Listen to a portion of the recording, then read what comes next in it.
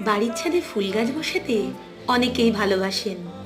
অতি সহজে আমরা নিজের বাড়িতে সবজি চাষও করতে পারি। তার জন্য প্রথমে আপনাকে সবজির চারা সংগ্রহ করতে হবে। সাথে লাগবে গোবর সার বা ভার্মি কম্পোস্ট এবং উপযুক্ত গাছ বসানোর মাটি। তার সাথে আপনারা চাইলে নিমখোল গুঁড়ো, শিংকুচি, হাড় গুঁড়ো ইত্যাদি ব্যবহার করতে পারেন সামান্য পরিমাণে। গাছ বসানোর জন্য গ্রো ব্যাগ, মাটির কোনো টবও আপনারা ব্যবহার করতে পারেন। ফেলে দেওয়া সবজির খোসা, ফলের খোসা, ডিম ইত্যাদির খোসাগুলোকে আপনারা গ্রো ব্যাগের সব থেকে নিচের লেয়ারে দিতে পারেন এবং এরপর মাটি, গোবর সার এবং নিমখোল গুঁড়ো, হাড় গুঁড়ো সব কিছুকে একসাথে মিশিয়ে খুব সহজেই একটা ছোট গাছের চারা বসিয়ে আমরা সবজি চাষ করতে পারি। ভিডিওটা ভালো লাগলে লাইক, শেয়ার করার অনুরোধ রইল।